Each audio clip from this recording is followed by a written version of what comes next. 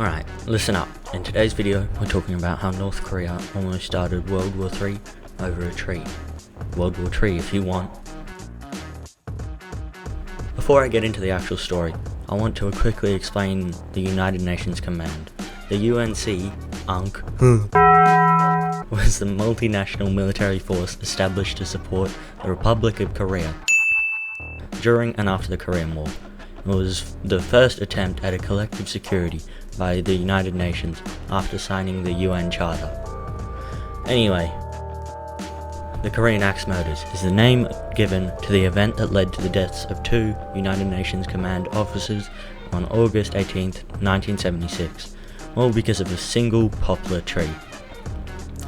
This tree was important because it blocked the line of sight between a UN checkpoint here and a North Korean guard post here. That meant that North Korea could potentially mass a small force behind the tree and then overrun the joint security area between the two checkpoints is the Bridge of No Return, named that because once you crossed it, you were officially in North Korean territory. This all took place inside the JSA, or the Joint Security Area, the only spot where North Korean and South Koreans can directly interact. It was created at the end of the Korean War for future peace talks, negotiations, and whatnot. But with both sides mingling, fights happened.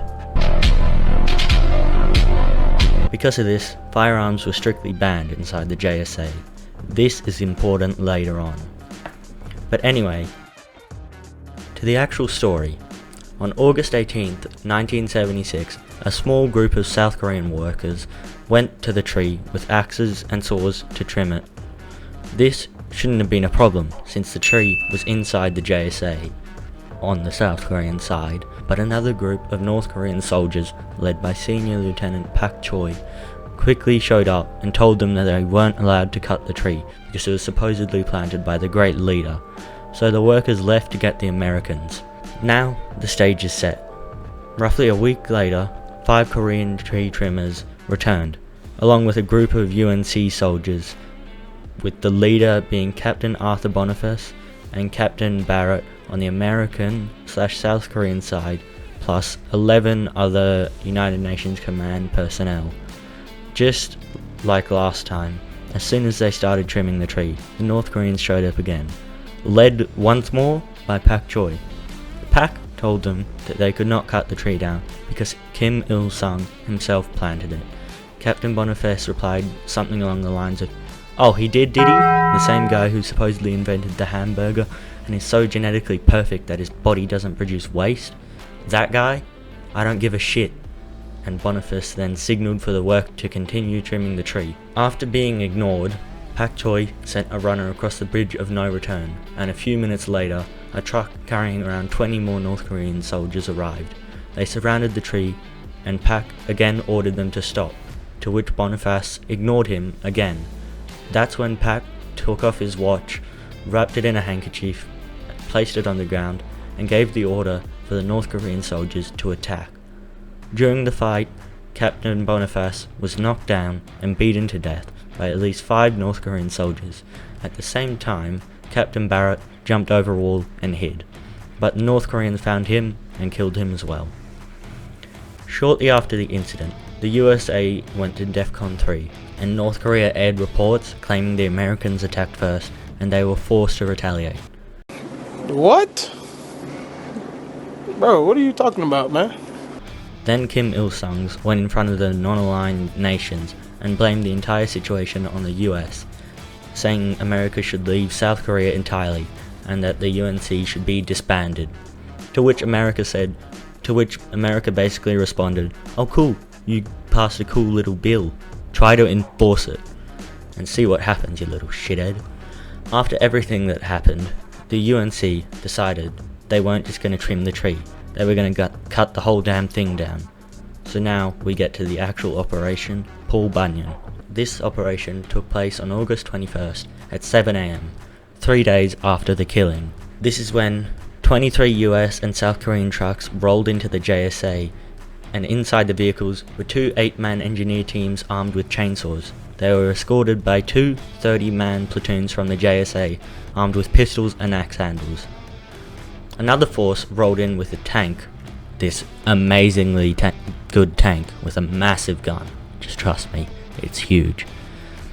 And with them, 64 South Korean Special Forces soldiers arrived, supposedly unarmed. But once the trucks parked, they pulled out M16s and M79 grenade launchers. Some even had claymores strapped to their chest. Now for the air attack part.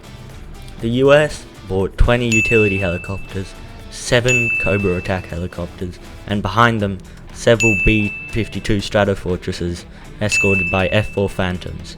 South Korea brought some F-5s, F-86s and F-111s, and multiple nuclear capable aircraft circled overhead throughout the operation.